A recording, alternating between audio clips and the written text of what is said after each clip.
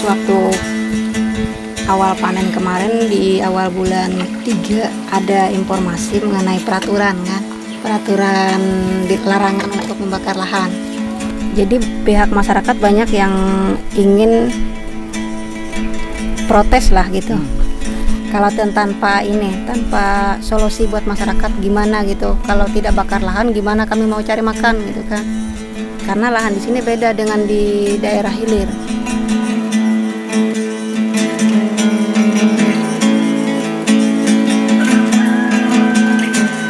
Ya dulu tahun 62 itu kami diberangkatkan oleh pemerintah transmigrasi dari Bali ke Surabaya, dari Surabaya baru ke Kalimantan sini. Ceritanya Bapak sih ya, saya juga masih kecil merasakan. Waktu dulu itu kan ini trennya zaman Pak Karto sekitar tahun 60-an.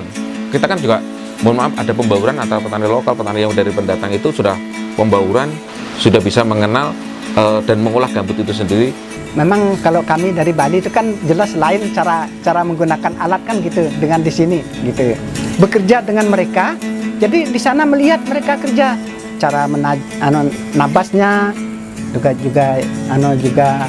cara tanamnya, juga cara panennya gitu.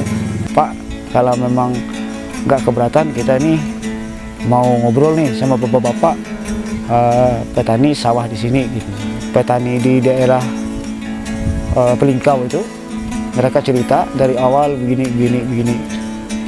Nah setelah itu kita juga tertarik gitu dengan perilaku mereka yang menggarap lahan tanpa bakar itu.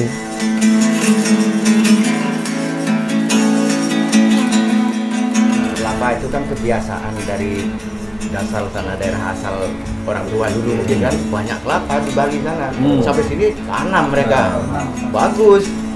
Selama masih bisa dijangkau, dia berbuah bisa dijangkau, bagus Pak. Terus ganti lagi, setelah itu kan sudah hampir ganti rambutan Pak. Nah selang berapa tahun kemudian rambutan itu Tahunan juga ya? Ya. Tahunan juga yang rambutan. Dia berbunga, bagus berbunga, tapi tetap kecil kayak gini di udah panjang-panjang bulunya itu Pak.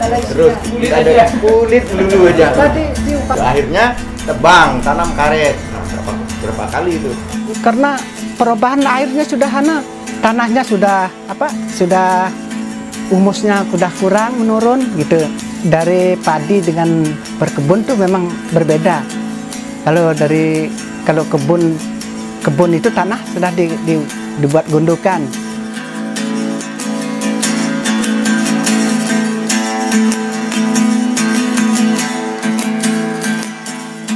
Beberapa tahun terakhir ini kan banyak kebun karet yang terbakar karena ya sistemnya yang bakar itu. Nah kalau dilihat dampaknya yang sistem bakar itu sangat banyak sekali, bukan hanya segi dari kesehatan, perekonomian juga merosot dengan perilaku kita yang dulu cuma panennya 1 kali 1 tahun. Nah kadang-kadang hasil panen 1 kali 1 tahun itu kadang-kadang nggak bisa mencukupi kebutuhan rumah tangga kita gitu. Nah kalau memang musimnya terus-menerus seperti itu ya mungkin saja. Tapi kalau musimnya ada musim banjir, ada musim kemarau. Nah kalau musim kemarau gimana? Nah, belum tentu pasti berhasil karena belum mencoba gitu. Zaman CKPP itu. Tapi gagal karena menggunakan padinya bukan padi lokal atau padi orang hilir sana. Padi Ceherang namanya. Biasanya digunakan orang Tran katanya. Waktu itu gagal kan. Jadi pas yang kedua kalinya kami melakukan lagi masih di Sungai Kali namanya. Gagal juga. Jadi kan keuntungannya juga buat kita juga kalau nggak bakar. Karena kalau bakar itu kan selain lahan kita juga kadang-kadang kerembet juga kebakar. Asapnya juga kita yang rasakan. Orang lain kan nanti aja belakangan urusannya. Soalnya kita yang di sini dulu yang merasakan.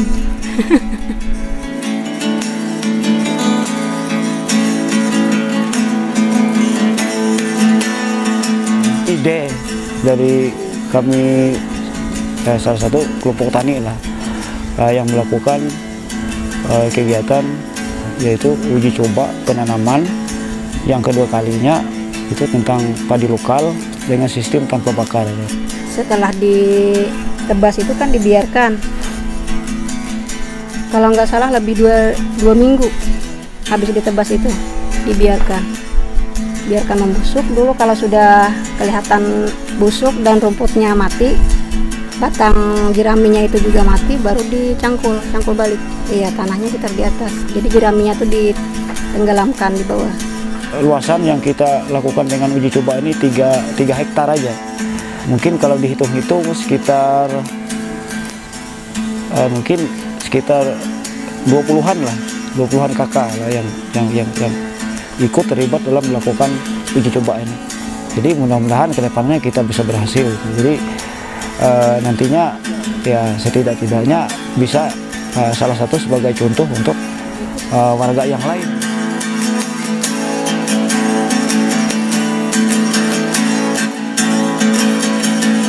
Karena saya tadi baru dapat informasi itu di Desa Kelumpang. Nah, sistem mereka sama perilakunya menggunakan tumpukan lahan tanpa bakar. Memang kita sering ngobrol gitu. Nah, mungkin mereka juga tertarik. Nah, ada teman saya Nur Hadi, dia selalu online tentang Facebooknya. Apapun kegiatan yang ada di tempat kita, dia publikasi. Di saat dia publikasi itu ada yang nanggap itu. Salah satu Pak Wakil Bupati Muhajirin. Setelah Pak Nur Hadi ketemu sama Pak Muhajirin, Nur Hadi telepon aku, kebetulan aku di ladang gitu. Pak Basri katanya itu sampean siap-siap aja katanya. Ini ada dari Dinas Pertanian Kecamatan yang ketemu sama sampean katanya. Kemudian nggak lama gitu, langsung aja ditelepon sama orang-orang dinas itu. Pak Basri, bisa nggak kita ketemu? Bisa, aku bilang. Mumpung posisi saya di ladang. Oke, Pak Basri. Makanya mereka datang gitu.